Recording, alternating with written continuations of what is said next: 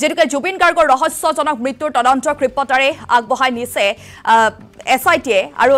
ইতিমধ্যে দেখিবলৈ পোৱা গৈছে CID কাৰ্যালয়তো কিন্তু ইজনৰ পিছত সিজনকৈ লোকক মাতি পঠিওৱা হৈছে সোধপোছ অব্যাহত ৰাখিছে আৰু আজিও কোনো লোকক মাতি পঠিওৱা হৈছে নেকি কি তথ্য আছে আপোনাৰ হাতত বিতুপল অনামিকা চাওক ইতিমধ্যে আমি প্ৰতিবেদনৰ আকাৰে সমগ্ৰ যোৱাকালিৰ দিনটোৰ অৰ্থাৎ বুধবাৰৰ দিনটোত CID কাৰ্যালয়ত কোন কোন উপস্থিত হ'ল সেই কথা ইতিমধ্যে আমি দেখুৱালো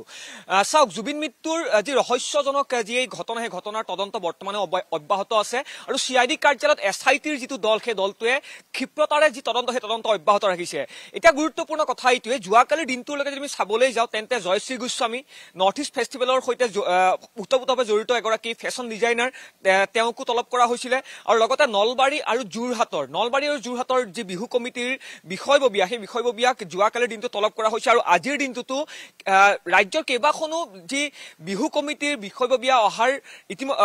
পূৰ্ণ সম্ভাৱনা আছে আৰু প্ৰায় 10 বজাৰ পিছত হয়তো তেওঁলোক আহি উপস্থিত হ'বহি মই এইবাবেই কৈছো চাওক যিমানে সময় গৈছে সিমানেই কিন্তু সিদ্ধাৰ্থ শৰ্মাৰ যিগৰাকী মেনেজাৰ সিদ্ধাৰ্থ শৰ্মাৰ যি বিত্তীয় যিটো কেলেংকাৰী সেই কেলেংকাৰী পোহৰলৈ অহা দেখিবলৈ পোৱা গৈছে মই উল্লেখ কৰিছোৱেই যে বিহু কমিটিসমূহৰ পৰা সিদ্ধাৰ্থ শৰ্মা যিটো অংকৰ ধন লৈছিলে সেই অংকৰ ধন কিন্তু জুবিন গাৰ্গৰ একাউণ্টত সোমোৱা নাছিলে সেই ধনৰ এটা মোটা অংশ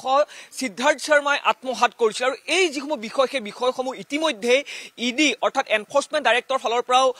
যি তন্নতন্নকৈ পৰীক্ষা কৰা হৈছে আৰু SITয়ে গঠন কৰিব লগা যিখন চাৰ্জশ্বিট সেই চাৰ্জশ্বিটখনত কিন্তু এইসমূহ বিষয়ও কিন্তু এটা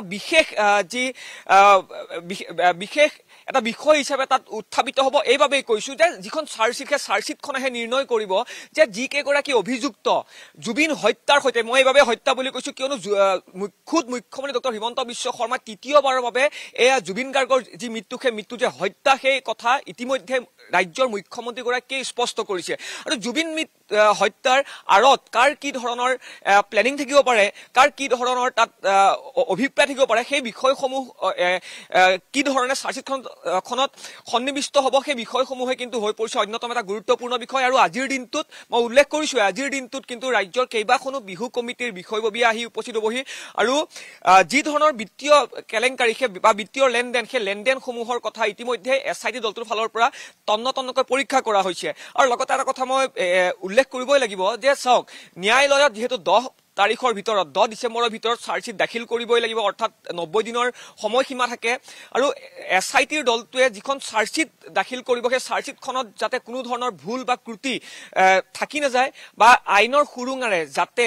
অভিযুক্তসকল যাতে বেইল নাপায় বা সাৰি নাযায় এই বিষয়সমূহে কিন্তু হৈ পৰিছে প্ৰতিগৰাকী জুবিন অনুৰাগীৰ প্ৰতিগৰাকী অসমীয়াৰ বৰ্তমান সময়ৰ আটাইতকৈ গুৰুত্বপূৰ্ণ এটা বিষয় এইবাবেই কৈছো ন্যায়ালয়ে কিন্তু কোনো ধৰণৰ ইমোশনছ নামানে ন্যায়ালয় মানে সম্পূৰ্ণ তথ্য আৰু সেই তথ্য কি ধৰণে সন্নিৱিষ্ট কৰিব SITৰ এই দলটোৱে এই বিষয়সমূহ হৈ পৰিছে অন্যতম গুৰুত্বপূৰ্ণ বিষয় আৰু শেহতীয়াকৈ যদি চাবলৈ যাওঁ যোৱাকালিৰ দিনটোতো দেখিবলৈ পাইছে জয়শ্ৰী গোস্বামীয়ে হওক নলবাৰী বা যোৰহাটৰ যি বিহু কমিটিৰ বিষয়ববীয়া সকলেই হওক যেহেতু শেহতীয়াকৈ যোৱাকালিৰ দিনটোলৈকে যিহেতু SIT দলটোত বা CID কাৰ্যালয়লৈ অহা দেখিবলৈ পোৱা গৈছে আৰু আজিৰ দিনটোতো যিহেতু বিভিন্ন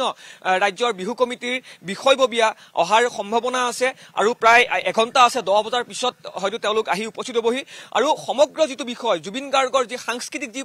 অনুষ্ঠান সেই অনুষ্ঠানৰ যিসমূহ বিত্তীয় লেনদেন সেই লেনদেনৰ ক্ষেত্ৰত জুবিন গাৰ্গে নজনাকৈ সিদ্ধাৰ্থ শৰ্মাই কিমান টকা হৰলুকি কৰিছিল কিমান টকা আত্মসাৎ কৰিছিল সেই বিষয়সমূহো কিন্তু বৰ্তমান সময়ত SIT দলটোৰ ফালৰ পৰা তন্নতন্নকৈ পৰীক্ষা কৰি থকা হৈছে অনামিকা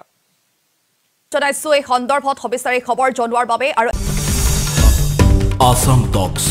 আপোচবিহীন অসম কণ্ঠ